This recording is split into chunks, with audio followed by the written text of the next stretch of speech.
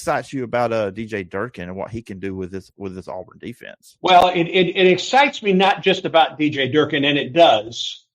I think they're much more on the same page, that coaching staff, than it was a year ago. And one of the reasons is DJ Durkin. Another reason is Charles Kelly.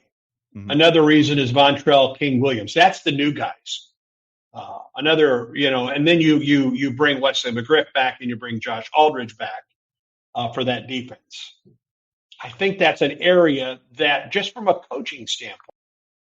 You're tuned in to Upon Further Review with Phillip Jordan, a show with compelling conversations on local, SEC, and national sports stories. Connect with Phillip on social media at PJordanSEC. Now, the self-proclaimed Wiregrass Podfather, Phillip Jordan.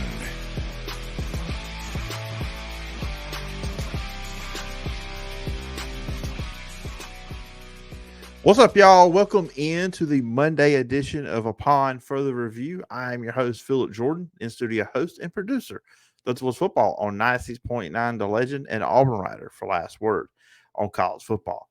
I have a fantastic show planned for you guys on this Monday. I know I say that pretty much every episode, but I am really meaning it on this episode of the show. Just a few moments. My guest, today's guest, featured guest, Andy Burcham, the voice of the Auburn Tigers. We will get into what is this time of year like for Andy Burcham. After baseball, in between time with that and football, what's going on there. We will get into the 2024 football season, preview the Auburn Tigers. How has Hugh Freeze changed this program, the football team, in his short time already there at Auburn, about a year and a half. We'll also look at the schedule, what games stick out to Andy, and also we'll jump into Andy's career, long career there. We'll actually talk about when he first got to Auburn, he was calling women's basketball, and women's basketball had a very successful run when Andy first got to Auburn as a radio guy. So we're going to get into all that and look around, see any other cool stuff that happened over the weekend.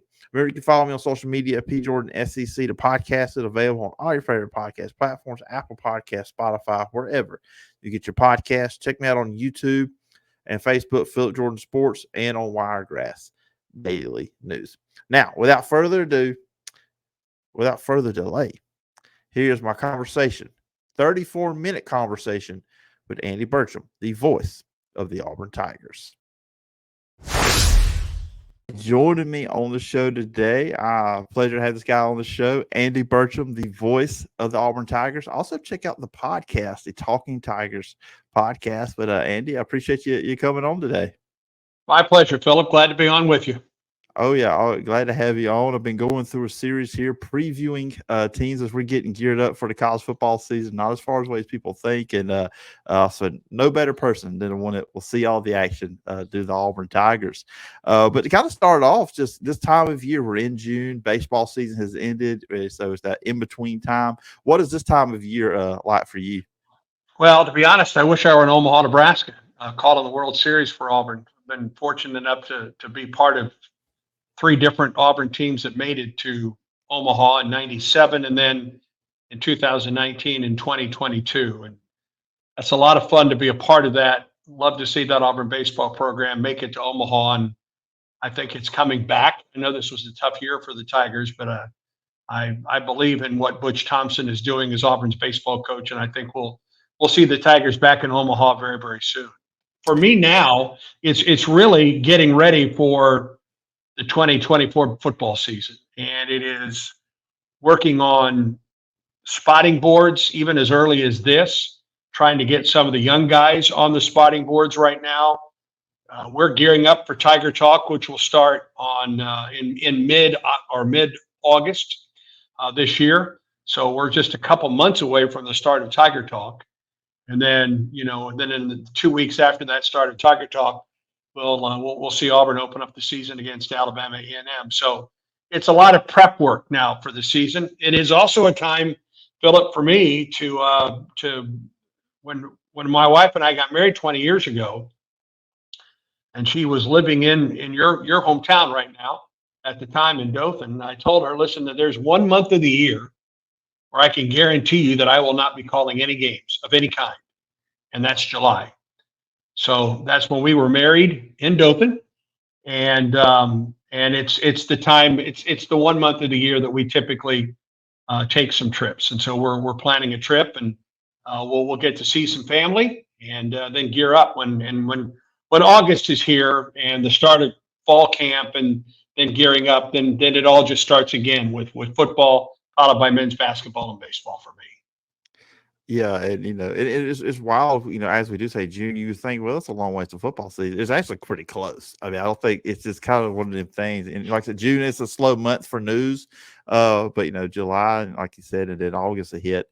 And talking about Hugh Freeze after year one, and I just kind of want to tee off with this question: how do you see where the Auburn football program is now versus when he first took the job? Well, when he took the job a year and a half ago, and he had to put together as much of a recruiting class as he could. He had 2 weeks before the December signing period. He had to put a staff together, and he had to add talent. And he went via the transfer portal heavy for the 2023 Auburn football season. And as that season started, he made the decision at that point that he was going to build Auburn from high school up. And there will never be a day, I think, that Auburn will not use the transfer portal. And hopefully it's just to plug a hole here or there. That first year, he had to go to the transfer portal because he had to get talent. He had to get bodies on campus to fill out the roster. But it has changed now. And you take a look at that first full recruiting class that's on campus now. They're all here now. And the players that he has signed, especially at wide receiver, the players that he has signed at linebacker in the secondary, where they're young but incredibly talented, where he has helped his team on the offensive front.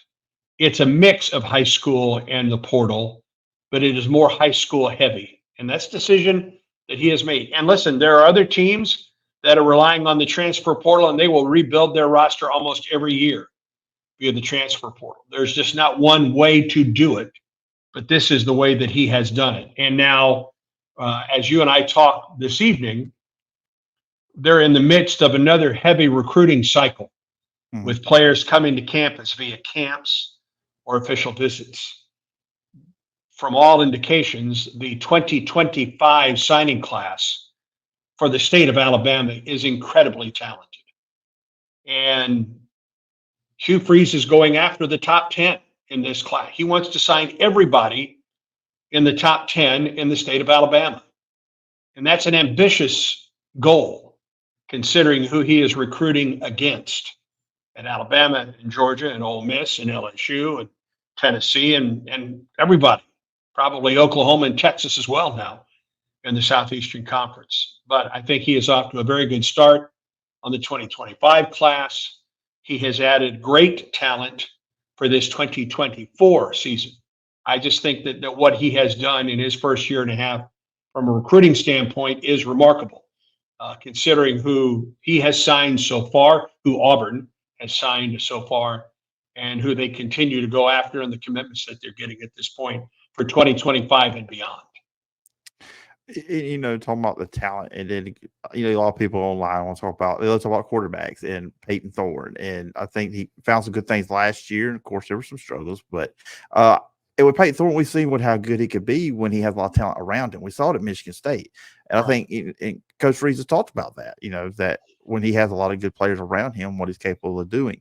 As someone that's seen Peyton Thorne up close and personal, been around him, what sticks out to you the most about him as a quarterback? I like his demeanor. He is, I wouldn't say he's not calm. Maybe he is. Maybe that is the best way to put it. You don't see a lot of ups and downs out of Peyton. I think he gets after guys when he has to. I think he can inject enthusiasm when he has to. He's always around the Woltos Football Performance Center watching film. They're in the midst right now of player-led drills where he's throwing to that really, really talented group of young receivers and a couple of veterans that have transferred in, including a guy that he played high school football with that was a starting quarterback at Cal last year that has come to Auburn to play wide receiver again. He was a receiver when he and Peyton played in the Chicago area. So there is a great deal of talent, much more talent. Let me put it this way. There's much more talent around Peyton Thorne going into the 2024 season. You return nearly everyone in the backfield. I think you have improved yourself up front. You're very good at the tight end spot with a Rivaldo Fairweather that's that hybrid type tight end. And you also got some guys like Brandon Frazier and Micah Riley and Luke Deal that can be the blocking tight end and receiving tight end as well. I like this offense. I really do.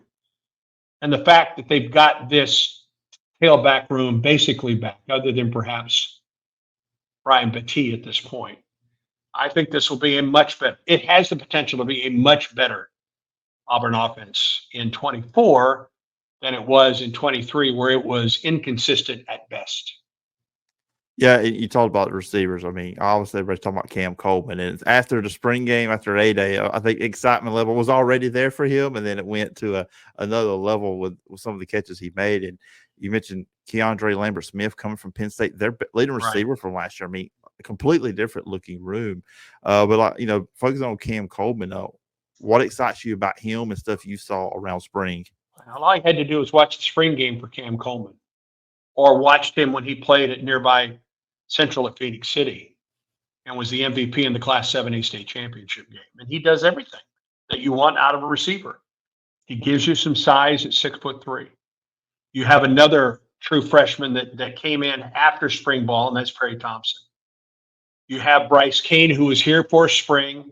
And while he's not as big at 5'10", he is an absolute burner who I think will help Auburn in the slot.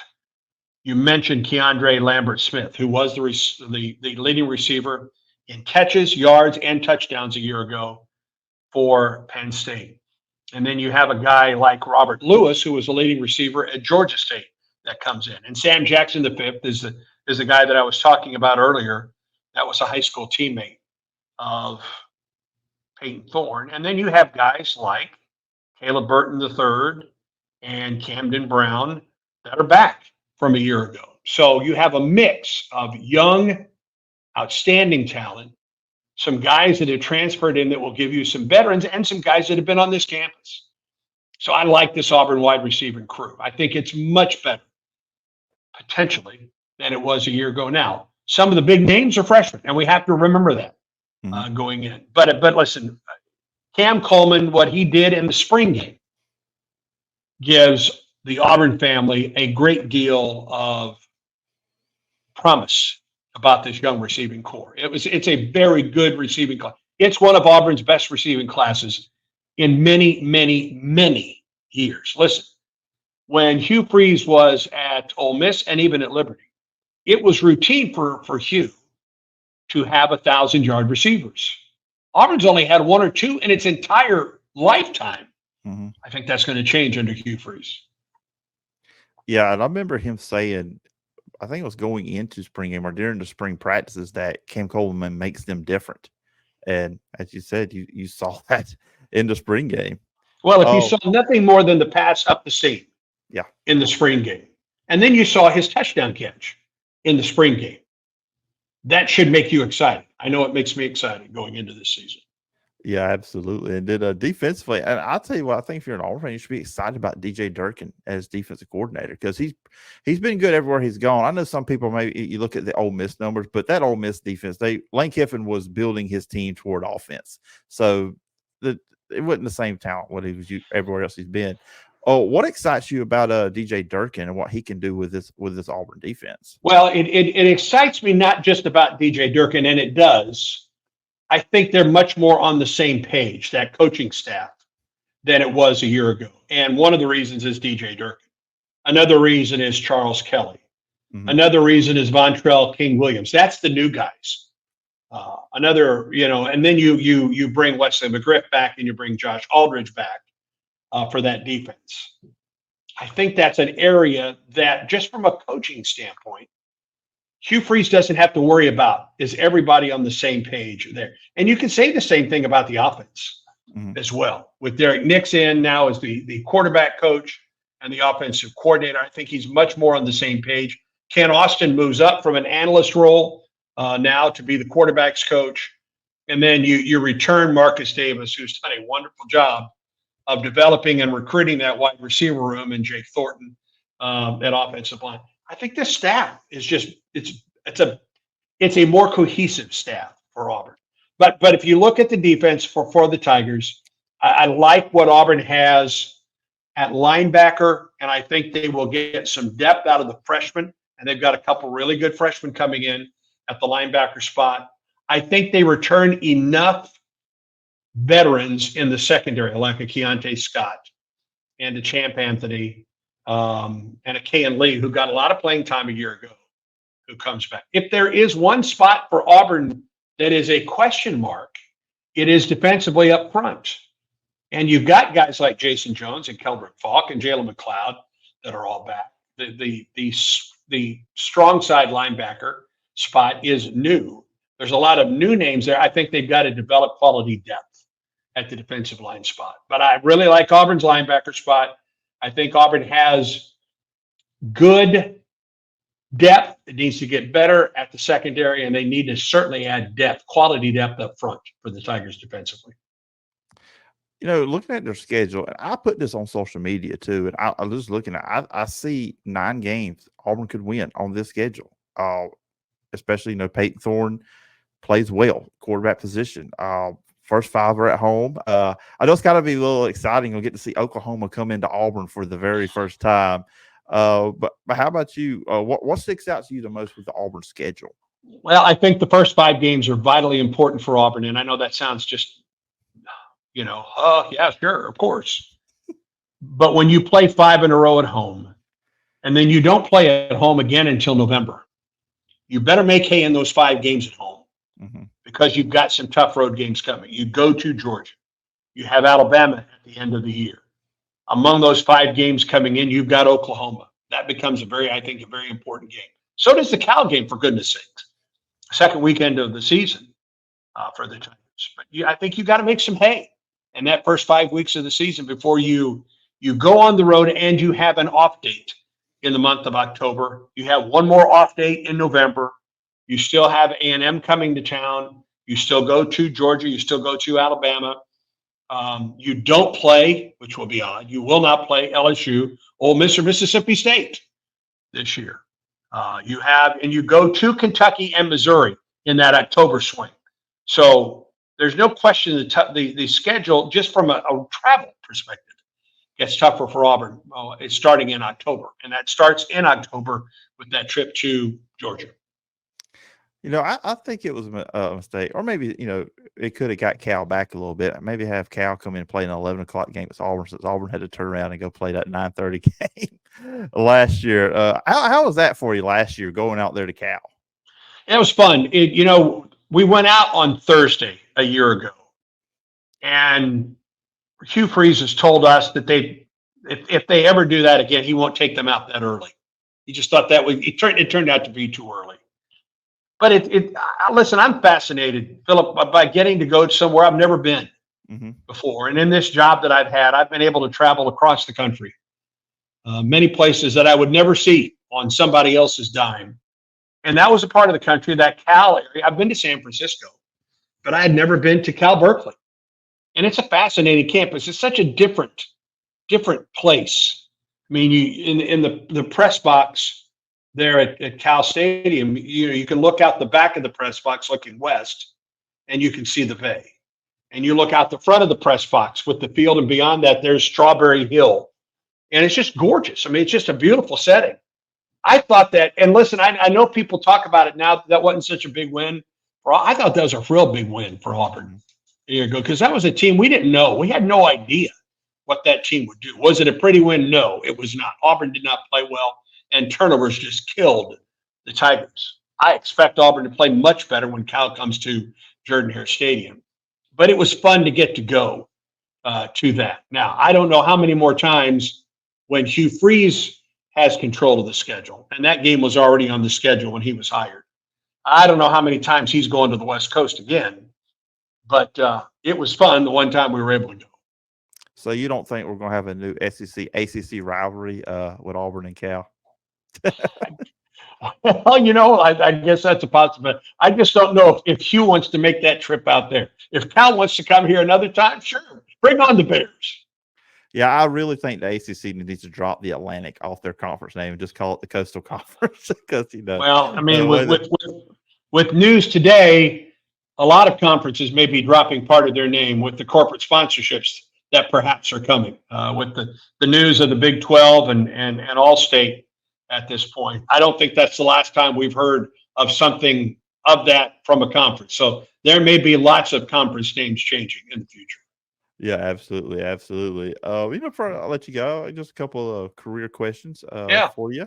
How early on did you know this is what you wanted to do? I will tell you truthfully, I was age 6. And to show you my age, I was 6 in 1967. And I lived near St. Louis, Missouri, and the Cardinals won the World Series that year. And I grew up, everybody in our family grows up a Cardinal fan. And the Cardinals won the World Series in 67. And the two Cardinal radio broadcasters, there really wasn't a lot of TV at that point. So the radio guys were the kings. And the two were Harry Carey and Jack Buck. And my father bought an album. You know what an album is, Phillip? Oh, yeah. I'm a lot older than I look. I'm actually 37. Well, you don't look 37. Yeah. Anyway, I know. My dad bought an album of Cardinal highlights that season. And I listened as a 6-year-old and moving forward. I listened to that album front and back all the time. So my influences were Harry Carey and Jack Buck, who are both in the Hall of Fame. Dan Kelly was the longtime voice of the St. Louis Blues hockey team. He is in the Hall of Fame as well. So those are the voices that I listened to out of St. Louis growing up. And that's a huge part of why I'm in this business. Phillip, it's all I've ever trained to do. I went to Indiana State in radio, TV, and film.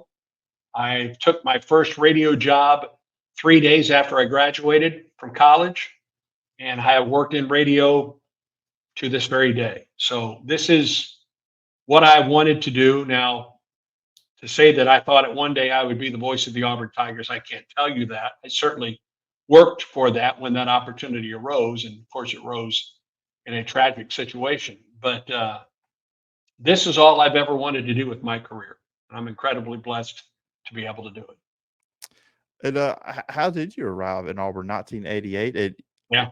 Quite fun too, because you were calling women's basketball and you came in at the right time with Joe Champy's team there. You're right. And I moved to town in 1988.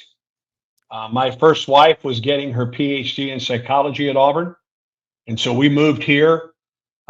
Fortunately for me, a job was open at a local radio station that also included Auburn women's basketball, as you mentioned.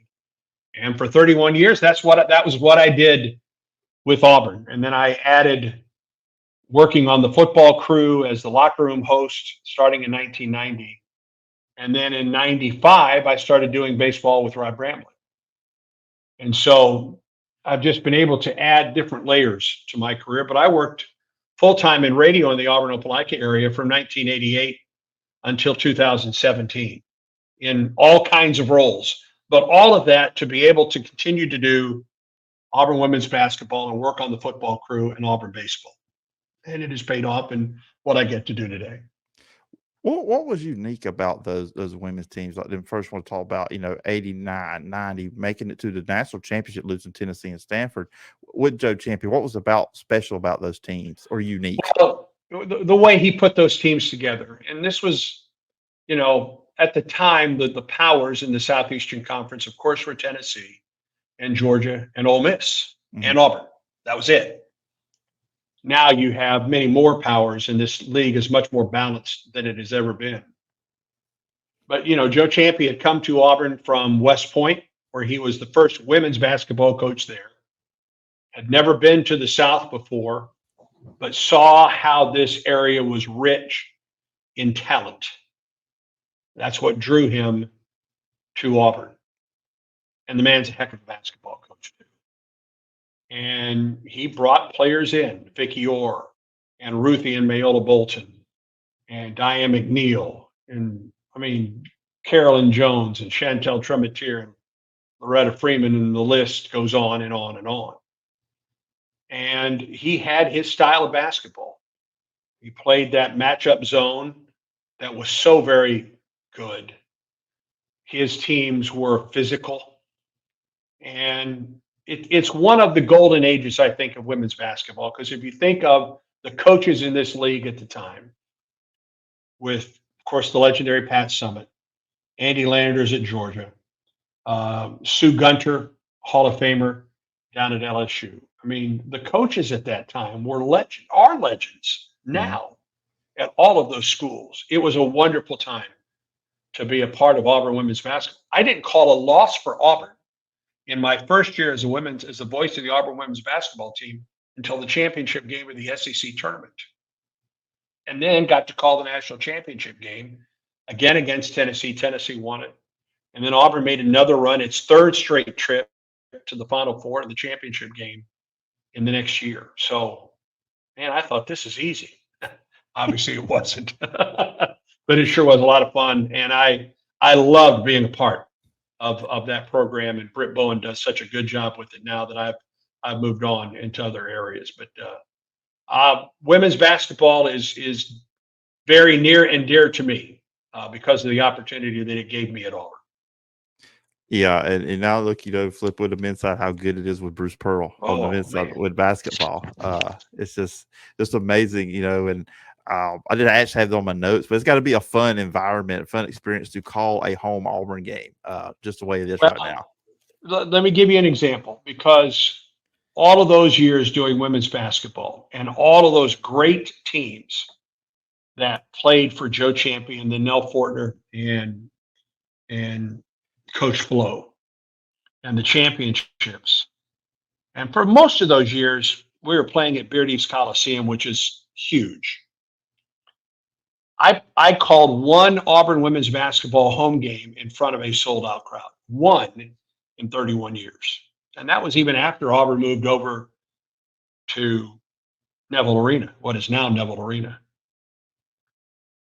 I will never take for granted being able to walk into Neville Arena in any game, non-conference home game, conference home game, Kentucky, Alabama, I don't care who it is, and look up and watch that place absolutely packed to the gills. It is an incredible sight to behold what this program has become in the 10 years of Bruce Pearl. I've said this before, and I mean it. I think Bruce Pearl's hiring at Auburn is one of the great hirings, not only in Auburn basketball history or Auburn athletics history, but Auburn history, considering what he has done in his 10 years as head coach, what he continues to do as an ambassador for Auburn athletics, for Auburn University. It's one of the masterstrokes, giving Bruce Pearl another chance. And boy, has he paid off for the Tigers. Yeah, absolutely. Absolutely. I still remember where they were at before he got there. It is just wild to think of that time with Auburn basketball. I got two more questions for you. Yeah. I'll let you go. And I'll be honest, a big part for me that wanted me to, when I was younger, I love radio. I love listening to radio broadcasters. And that was Jim Fife. Me and my dad would listen to Auburn games. We would mute the TV. We had to turn Jim on. We did the same thing with Rod when he took over the broadcasting with both those guys. What was that stood out to you from both of them? Unique things with them that made them the broadcasters that they were.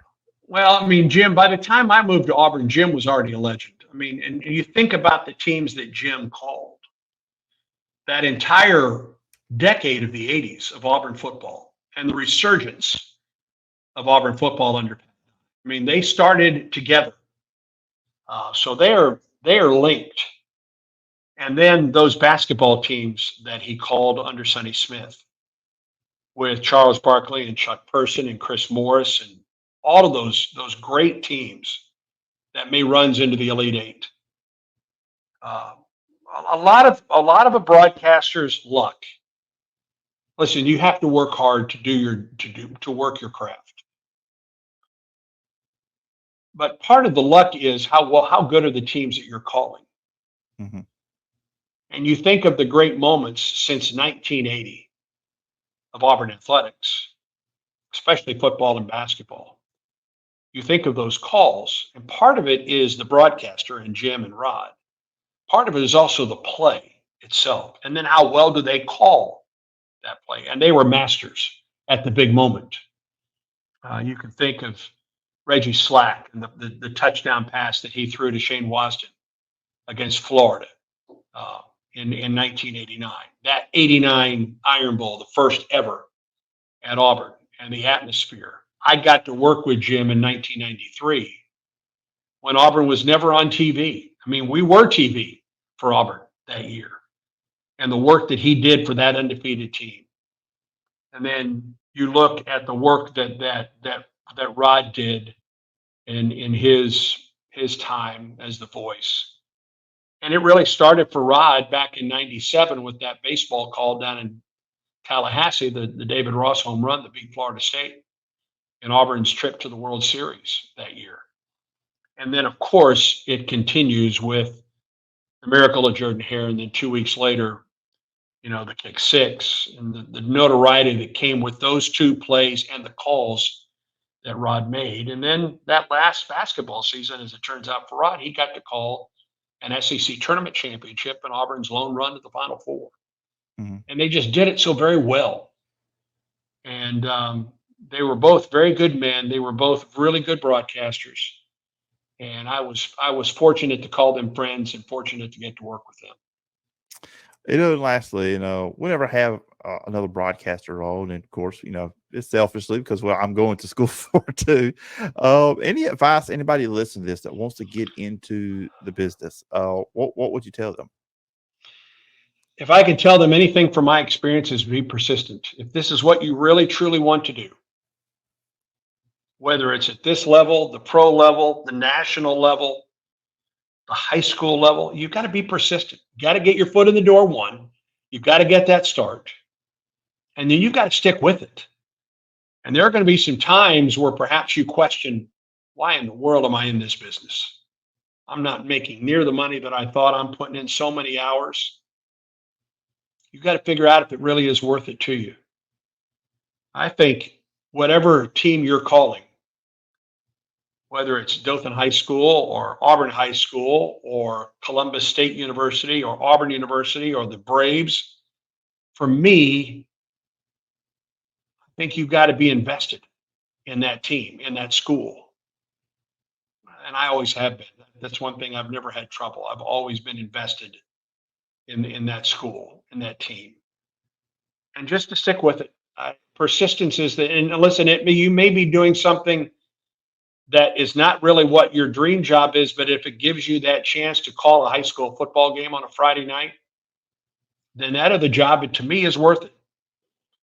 And that's my advice. It's not always going to pay off with a big time career from a notoriety standpoint. It may not ever at that point. I mean, there was never a promise that I would end up in this job. And I was fine with that. I was grateful to be able to do what I was doing at the time of Rod's passing 5 years ago.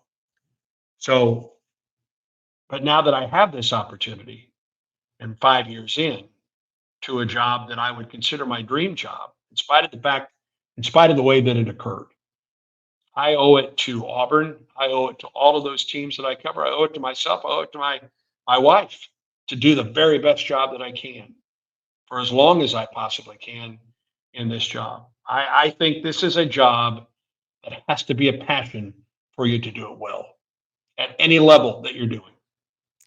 Absolutely. And lastly, this is the last thing. I appreciate you taking time out. We've gone over 30 minutes. I am really appreciative of you giving this time to come on the show.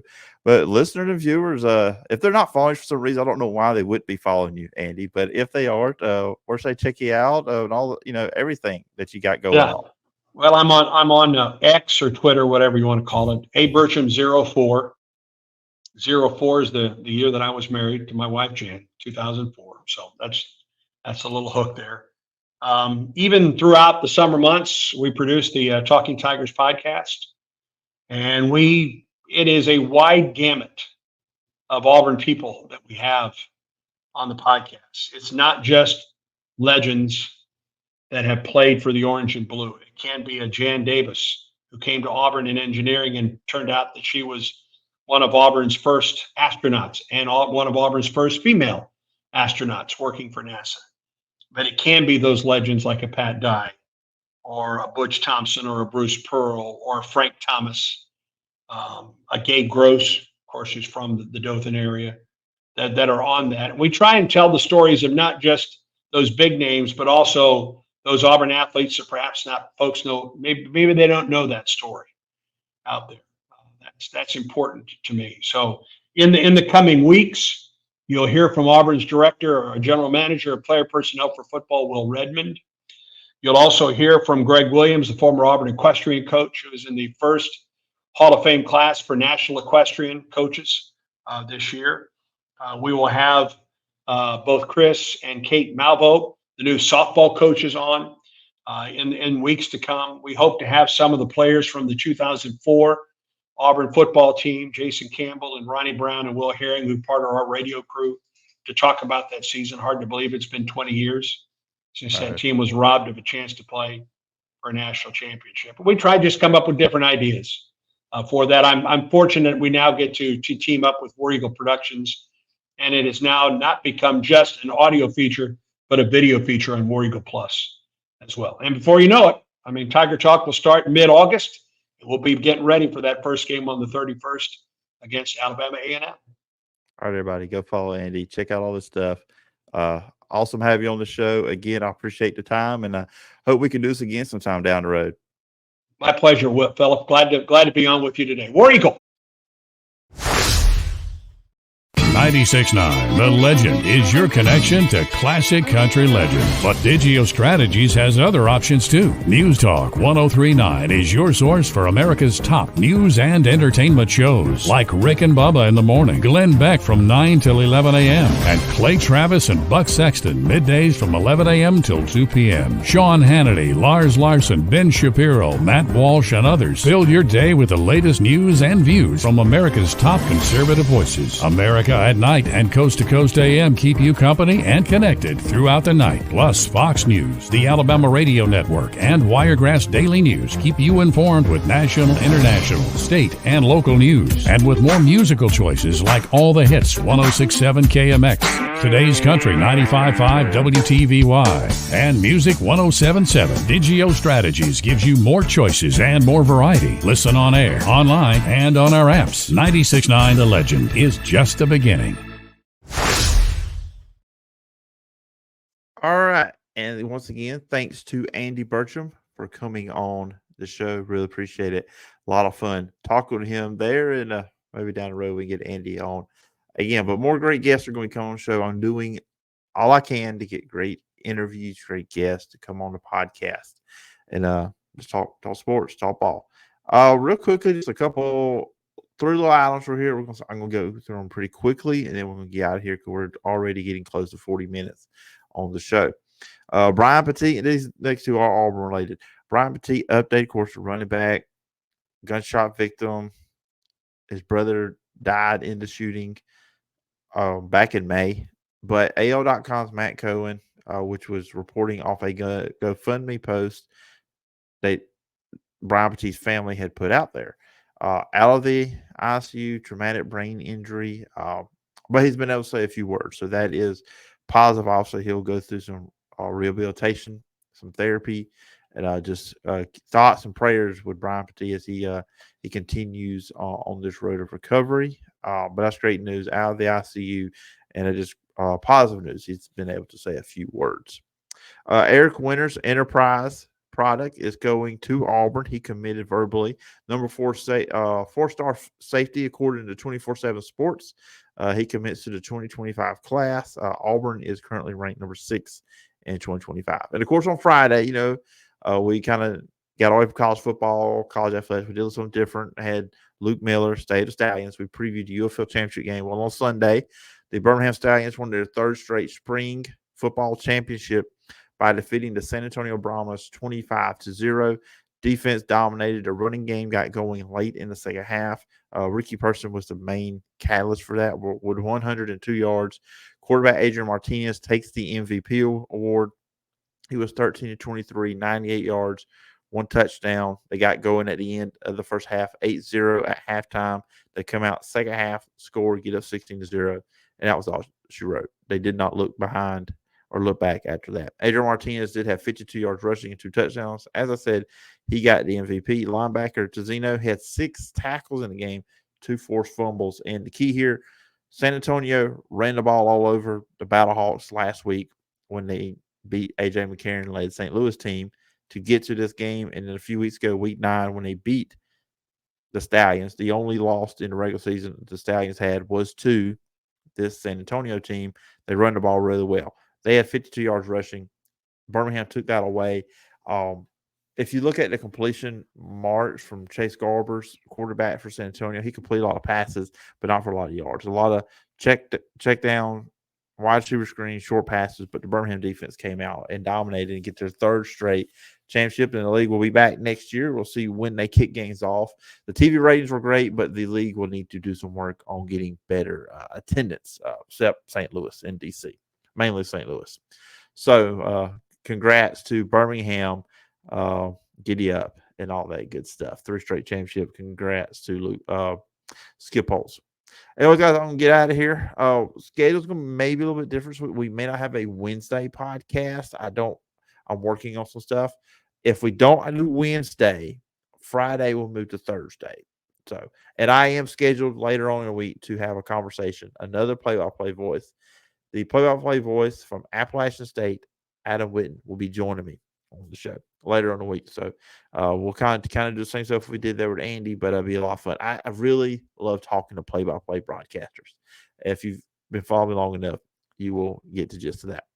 Anyways, I'm going to get out of here. I hope everybody has a great start to their week. Have a great Monday, and we'll be back sometime later on in the week. Until then, bye-bye. Thanks for tuning in to Upon Further Review with Phillip Jordan.